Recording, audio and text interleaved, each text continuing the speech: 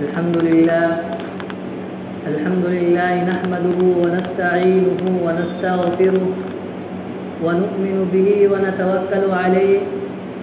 ونعوذ بالله من شرور أنفسنا ومن سيئات أعمالنا من يهده الله فلا مضل له ومن يضلل فلا هادي له ونشهد أن لا إله إلا الله وحده لا شريك له ونشهد أن محمدا عبده ورسوله أما بعد فأعوذ بالله من الشيطان الرجيم بسم الله الرحمن الرحيم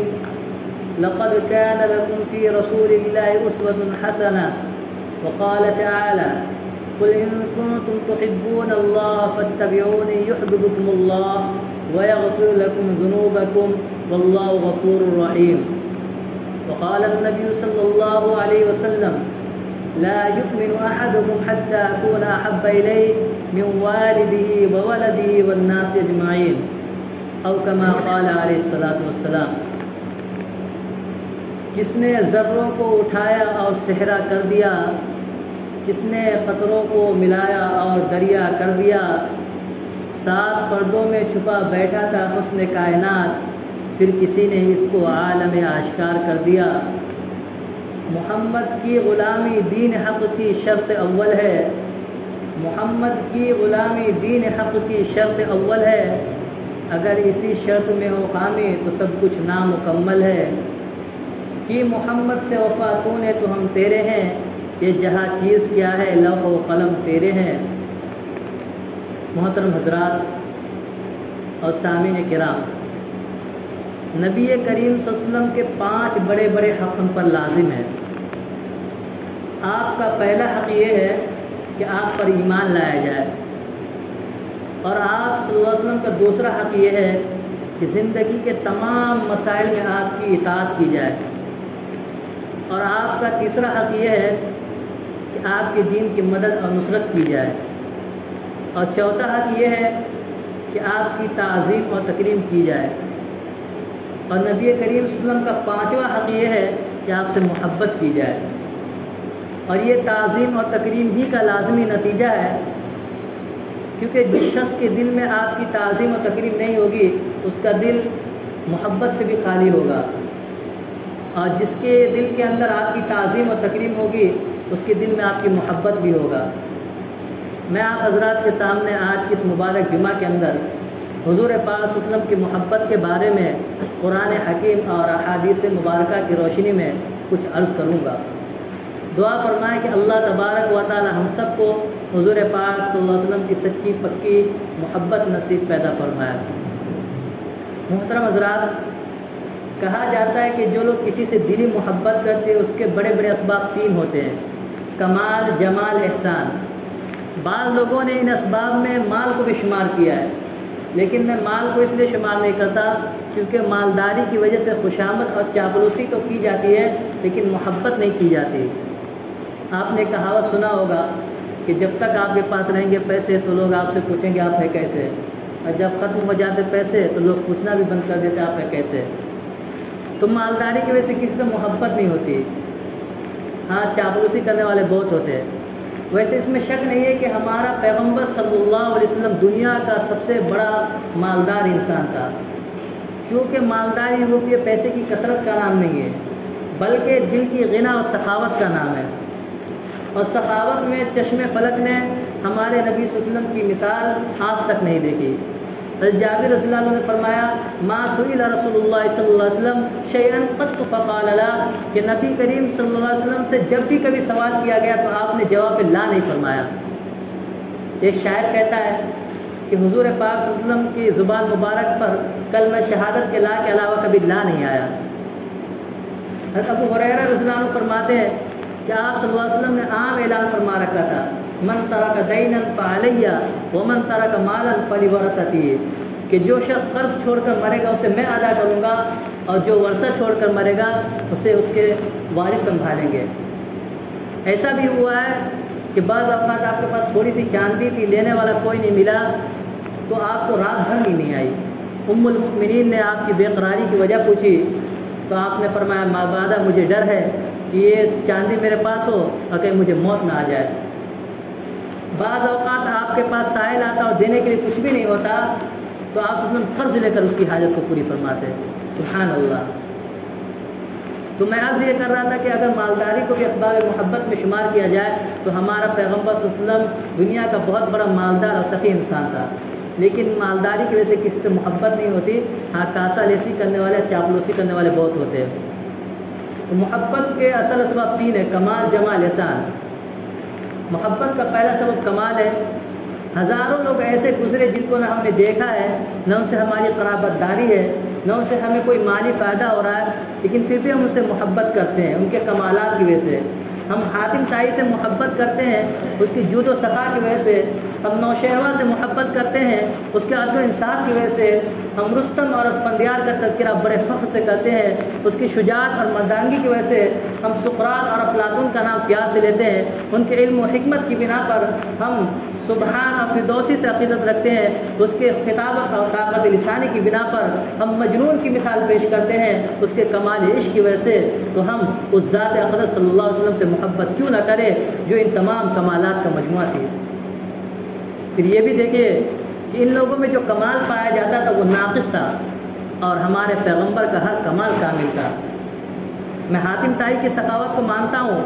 مگر حاتم طائی کی سخاوت اس ذات اقدس صلی اللہ علیہ وسلم کی سخاوت کا کیسے مقابلہ کر سکتی ہے جس نے دوست کو بھی فائدہ پہنچایا، دشمن کو بھی فائدہ پہنچایا، جس کی زبان پر کلمہ شہادت کے لا کے علاوہ کبھی لا نہیں آیا، جس کی سخاوت کا سلسلہ اس کے دنیا سے چلے جانے کے بعد بھی جاری ہے، جس نے اپنی امت کو دنیا کے اندر بھی نوازا اور آخرت میں بھی نوازے گا. میں نوشیروہ کے عدل و انصاف کو تسلیم کرتا ہوں، مگر نوشیروہ کے عدل و انصاف کو اس رسول ہاشمی صلی اللہ علیہ وسلم کے عدل سے کیا نسبت جس نے عرب کے انتقامی اور ظالمانہ ماحول میں عدل کے میٹھے چشمے جاری کر دیے، جس نے اعلان کیا کہ اگر محمد کی بیٹی فاطمہ بھی چوری کرے تو اس کا ہاتھ کاٹ دیا جائے گا، جس نے بدلہ لینے کے لیے اپنی کمر امت کے عام لوگوں کے سامنے ننگی کر دی، جس کے غلاموں نے قیصر و کسریٰ کے استبداد کا خاتمہ کر کے میزان عدل قائم کر دی. میں رستم اور اسفندیار کی شجاعت کو تسلیم کرتا ہوں، مگر اس عظیم بہادر کے کیا کہنے جس نے بغیر لشکر اور بغیر ہتھیاروں اور بغیر مال و دولت کے سال ہر سال تک عرب کے وحشی درندوں کا مقابلہ کیا. مجھے سقراط اور افلاطون کے علم و حکمت سے انکار نہیں، مگر اس باب العلم و حکمت کے کیا کہنے جس کے فیضان علم سے سینکڑوں سقراط اور افلاطون جیسے ارباب علم و حکمت پیدا ہو گئے. مجھے سبحان کی قوت خطابت سے انکار نہیں، مگر اس عظیم بہادر کے کیا کہنے جس کے تاثیر خطابت سے پتھر بول پڑے اور سنگ دل انسانوں کی زندگیوں کی کایا پلٹ گئی. پھر بات صرف اتنی نہیں کہ صرف یہی کمالات ہمارے پیغمبر میں پائے جاتے تھے، بلکہ ہمارا تو دعویٰ ہے کہ آدم علیہ السلام سے لے کر عیسیٰ علیہ السلام تک تمام انبیاء کرام علیہ السلام میں جو کمالات فرداً عطا کیے گئے تھے وہ سارے کمالات رب کائنات نے خاتم النبیین، شفیع المذنبین، رحمت للعالمین، محبوب دو جہاں میں عطا کر دیے. آپ کی ذات میں آدم کا خلق، شیس کی معرفت، نوح کا جوش تبلیغ، ابراہیم کا ولولہ و توحید، اسماعیل کا ایثار، اسحاق کی رضا، صالح کی فساد، لوط کی حکمت، موسیٰ کا جلال، ہارون کا جمال، داؤد کی آواز، ایوب کا صبر، یونس کی اطاعت، یوشع کا جہاد، دانیال کی محبت اور الیاس کا وقار، اور یوسف کا حسن و جمال اور یحییٰ کی پاک دامنی اور عیسیٰ کا زہد جیسے اوصاف آپ میں یکجا جمع کر دیے گئے. حضرت نانوتوی فرماتے ہیں کہ سارے جہاں کے سارے کمالات ایک تجھ میں، جہاں کے سارے کمالات ایک تجھ میں، تیرے کمال کسی میں نہیں مگر دو چار. ایک شاعر کہتا ہے حسن یوسف دم عیسیٰ ید بیضاداری، حسن یوسف دم عیسیٰ ید بیضاداری، آنچ خوبہ ہما دارن تو تنہا داری. وہ کون سا خلق، کون سی صفت ہے جو محبوب رب العالمین میں نہیں تھا؟ حیا کا یہ عالم ہے کہ حضرت ابو سعید خدری رضی اللہ عنہ فرماتے ہیں کہ آپ صلی اللہ علیہ وسلم پردہ نشی کنواری لڑکی سے بھی زیادہ حیادار تھے. تواضع کی یہ حالت تھی کہ غلاموں اور خادموں کے ساتھ بیٹھ کر کھانا کھا لیا کرتے، غریبوں کی عیادت فرماتے، فقراء کے ہم نشی ہوتے، امتیازی نشست اختیار نہ فرماتے، گھر کے چھوٹے موٹے کام خود کر لیا کرتے تھے اور ضعیفوں کا بوجھ اٹھایا کرتے تھے. حضرت ابو ہریرہ رضی اللہ عنہ فرماتے ہیں کہ ایک مرتبہ شخص نے آپ کے ہاتھ کو بوسہ دینا چاہا تو آپ نے ہاتھ پیچھے کھینچ لیا اور فرمایا ھذا تفعلہ الاعاجم بملوکها ولست بملک انما انا رجل منکم، کہ یہ کام تو اجمی لوگ اپنے بادشاہوں کے ساتھ کیا کرتے ہیں اور میں بادشاہ نہیں ہوں، میں تو تمہاری جیسا ایک انسان ہوں۔ خوش اخلاقی کی حالت تھی کہ حضرت انس رضی اللہ عنہ فرماتے ہیں کہ میں 10 برس تک حضور پاک صلی اللہ علیہ وسلم کی خدمت میں رہا، کبھی آپ نے مجھے اف تک نہیں کہا اور کبھی آپ نے یوں نہیں کہا یہ کام تو نے کیوں نہیں کیا۔ عبداللہ بن حارث فرماتے ہیں کہ میں نے حضور پاک صلی اللہ علیہ وسلم کو حضور پاک صلی اللہ علیہ وسلم سے زیادہ خوش خلق اور خوش مزاج دیکھا ہی نہیں۔ شجاعت کا یہ عالم تھا کہ جنگ حنین میں جب مشرکوں کے سخت حملے کی تاب نہ لا کر مسلمان ادھر ادھر بکھیر گئے تو آپ ایک خچر پر سوار ہو کر دشمن کو للکارتے ہوئے کہہ رہے تھے انا نبی لا کذب انا ابن عبد المطلب، کہ میں سچا نبی ہوں، میں جھوٹا نہیں ہوں، میں ابن عبد المطلب ہوں۔ اب وہ درگزر کی انتہائی تھی کہ فتح مکہ کے موقع پر اپنے خون کے پیاسے کو، صحابہ پر مکہ کی زمین تنگ کرنے والے درندوں کو، بلال و خبیب پر ظلم و ستم ڈھانے والے ظالموں کو، یاسر اور سمیہ کو شہید کرنے والے وحشیوں کو یہ کہہ کر معاف کر دیا لا تثریب علیکم اليوم یغفر اللہ لکم وهو ارحم الراحمین، کہ آج تم پر کوئی الزام نہیں ہے، کوئی ظلم و زیادتی نہیں، جاؤ اللہ تم تمام لوگوں کو معاف کرے اور وہ رحم کرنے والوں میں سب سے زیادہ رحم کرنے والا ہے۔ حضرت حمزہ کے قاتل وحشی اور کلیجہ چبانے والی ہندا تک کو معاف کر دیا۔ صبر و شکر کی انتہائی تھی کہ حضرت عائشہ فرماتی ہے کہ بعض دفعہ ایک ہفتہ تک گھر کے اندر چولہا نہیں جلتا تھا، پھر بھی آپ انتہائی صبر کے ساتھ خدا کا شکر ادا کرتے، صرف کھجوروں اور پانیوں پر گزارا ہوا کرتا تھا۔ محبت اور شفقت کا یہ عالم تھا کہ انسانوں کے علاوہ حیوانوں پر بھی بے حد شفیق تھے، اور آپ کی شفقت کا نتیجہ یہ تھا کہ جب حیوانوں پر ظلم ہوتا تو بھی آپ کے سامنے شکایت لے کر آتا۔ سچائی کا یہ عالم تھا کہ دشمنوں تک نے آپ کے سچا ہونے کا اقرار کیا۔ جنگ بدر کے اندر اخنس بن شریک نے ابو جہل سے پوچھا اے ابو الحکم، یہاں ہمارا تمہارے علاوہ کوئی تیسرا نہیں ہے، سچ بتانا کہ محمد صلی اللہ علیہ وسلم سچے یا جھوٹے؟ ابو جہل نے کہا کہ خدا کی قسم محمد صلی اللہ علیہ وسلم سچے ہیں، انہوں نے کبھی غلط بیان ہی نہیں کی۔ اخلاق کے لحاظ سے دیکھا جائے تو اخلاق میں بھی سب سے اونچا مقام نبی کریم صلی اللہ علیہ وسلم کو دیا گیا۔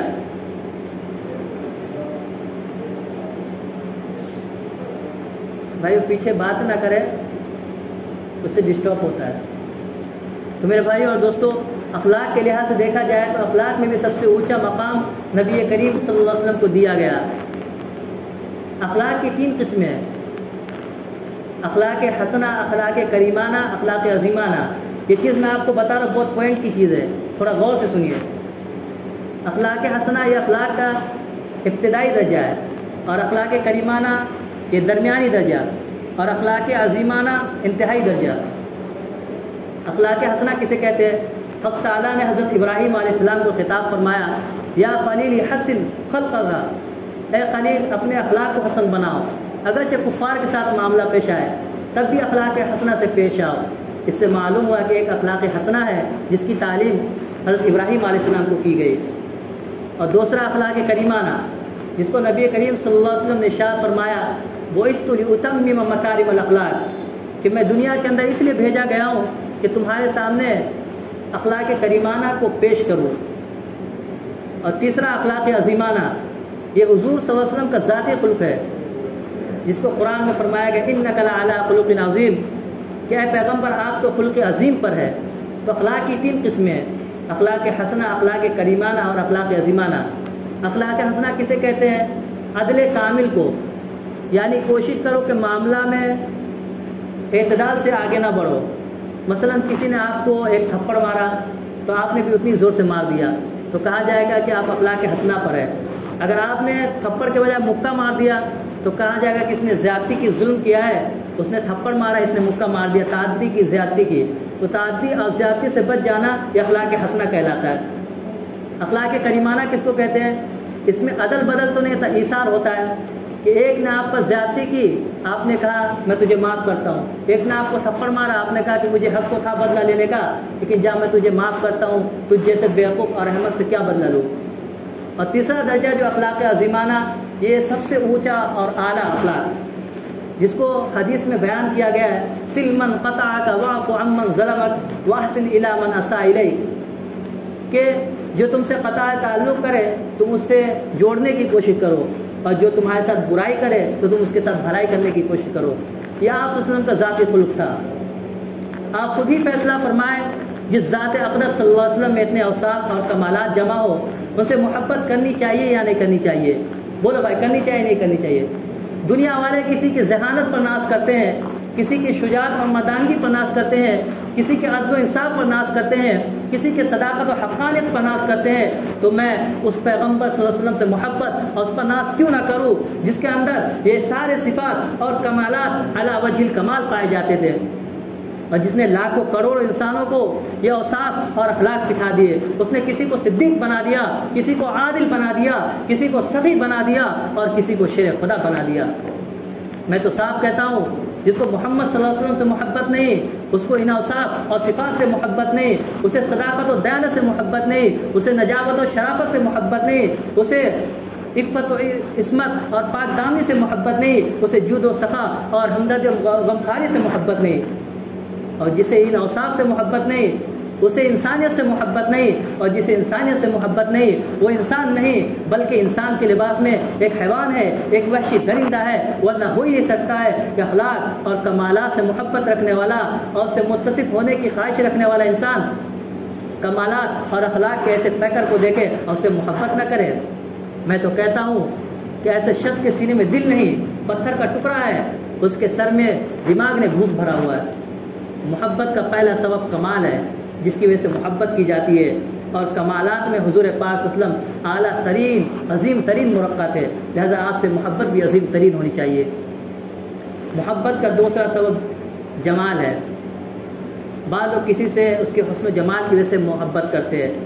اگرچہ حسن و جمال محبت کا حقیقی اور دائمی معیار نہیں، تاہم بہت ایسے افراد ہیں جو حسن و جمال سے متاثر اور مرعوب ہوتے ہیں۔ یہ بات یاد رکھے کہ خدا کا ہر پیغمبر حسین و جمیل ہوتا ہے، تاکہ اس کے کسی اخلاقی عیب پر انگشت نمائی کی جرت نہ ہو، اور نہ ہی اس کے کسی جسمانی نقص کا مذاق اڑانے کی جسارت ہو۔ نبی کا چہرہ اس کی صداقت کا گواہ ہوتا ہے۔ عام آدمی بھی دیکھ کر پکار اٹھتا ہے کہ خدا کی قسم یہ جھوٹے کا چہرہ نہیں ہے۔ عبداللہ ابن سلام یہودیوں کے بہت بڑے عالم تھے، فرماتے فلما استبنت وجهه عرفت ان وجهه ليس بوجه كذاب، کہ میں نے رسول اللہ صلی اللہ علیہ وسلم کا چہرہ دیکھتے ہی پہچان لیا کہ کسی جھوٹے کا چہرہ نہیں ہے۔ ابو رافع قریش کے پیغمبر بن کر آئے، فرماتے ما رأيت رسول اللہ صلی اللہ علیہ وسلم القي في قلب الاسلام، کہ میں نے رسول اللہ صلی اللہ علیہ وسلم کا چہرہ دیکھا تو میرے دل کے اندر اسلام کا چراغ روشن ہو گیا۔ ابو ہریرہ نے جب اس چہرہ انور کو دیکھا تو لوگوں کو بتایا کہ ما رأیت احسن من رسول اللہ کأن الشمس تجری فی وجہی، کہ میں نے رسول اللہ صلی اللہ علیہ وسلم سے زیادہ حسین و جمیل دیکھا ہی نہیں، گویا کہ آپ کے چہرہ انور میں سورج روا دوا ہے۔ انس نے اس چہرہ انور کو دیکھا تو لوگوں کو بتایا کان رسول اللہ صلی اللہ علیہ وسلم ازہر اللون کأن عرقۃ اللؤلؤ، کہ حضور صلی اللہ علیہ وسلم کا چہرہ رنگ سفید اور روشن تھا، اور پسینے کی بند آپ کے چہرے انور پر ایسی معلوم ہوتی تھی جیسے کہ موتی ہے۔ حضرت علی نے دیکھا تو لوگوں کو بتایا کہ جو کوئی حضور صلی اللہ علیہ وسلم کو اچانک دیکھ لیتا وہ ہیبت زدہ ہو جاتا، اور جو پاس میں جا کر بیٹھتا وہ اعلیٰ اور عاشقانہ ہو جاتا، اور کہتا تھا کہ میں نے اس سے زیادہ حسین و جمیل کبھی دیکھا ہی نہیں۔ حضرت برہ نے فرمایا ما رأیت من ذی لمۃ فی حلۃ حمراء احسن من رسول اللہ، کہ لمبے بالوں والا سرخ چادر میں ملبوس میں نے حضور پاک صلی اللہ علیہ وسلم سے زیادہ حسین و جمیل دیکھا ہی نہیں۔ حضرت کعب ابن مالک نے فرمایا کہ جب نبی کریم صلی اللہ علیہ وسلم خوش ہوتے تھے تو آپ کا چہرہ انور چاند جیسا معلوم ہوتا تھا۔ حضرت ربیع بنت موفز نے فرمایا لو رأیتہ رأیت الشمس طالعۃ، کہ اگر تم حضور صلی اللہ علیہ وسلم کو دیکھتے تو سمجھ لیتے کہ سورج طلوع ہو گیا ہے۔ حضرت حسان نے جب اس چہرہ انور کو دیکھا تو بھی پکار اٹھے وَأَحْسَنَ مِنْكَ لَمْ تَرَ قَطُّ عَيْنِي وَأَجْمَلَ مِنْكَ لَمْ تَلِدِ النِّسَاءُ خُلِقْتَ مُبَرَّأً مِنْ كُلِّ عَيْبٍ كَأَنَّكَ قَدْ خُلِقْتَ كَمَا تَشَاءُ، کہ میری آنکھ نے آپ سے زیادہ حسین و جمیل دیکھا ہی نہیں، اور آپ سے زیادہ حسین و جمیل کسی ماں نے جنا ہی نہیں۔ آپ کو ہر عیب سے پاک پیدا کیا گیا، آپ ویسا ہی چاہتے تھے جیسا کہ آپ کو پیدا کیا گیا۔ حضرت جبرائیل علیہ السلام نے دیکھا تو شاعر کہتا ہے کہ جبرائیل بھی پکار اٹھے آفا کہا گردیدہ مہر بوتا ورزیدام، آفا کہا گردیدہ مہر بوتا ورزیدام، بسیار خوبہ دیدام لیکن تو چیزیں دیگری۔ میں کائنات کا کونا کونا پھرا، میں نے مشرق و مغرب کی سیاحت کی، میں نے حسن و جمال کے اعلیٰ شاہکار کو دیکھا، لیکن اے آمنہ کے لال، میں نے ایسے حسن و جمال کو دیکھا کہ جس کی حسن و جمال کی بتوں کی طرف پرستش کی جاتی ہے، لیکن جب میں نے آپ کو دیکھا تو میں اس نتیجے پر جا پہنچا کہ آپ چیز ہی دوسری ہے، آپ چیز ہی نرالی ہے۔ کہا جاتا ہے کہ یوسف علیہ السلام کے حسن و جمال کو دیکھ کر چند بازاری عورتوں نے اپنی انگلیاں کاٹ ڈالی، لیکن جن پاکیزہ ہستیوں نے حضور پاک صلی اللہ علیہ وسلم کے حسن و جمال کو دیکھا، اخلاق کردار کو دیکھا تو اپنی گردنیں کٹا لی۔ رخ مصطفیٰ ہے وہ آئینہ کہ ایسا دوسرا آئینہ، رخ مصطفیٰ ہے وہ آئینہ کہ ایسا دوسرا آئینہ، نہ کسی کے بزم خیال میں نہ نگاہ آئینہ۔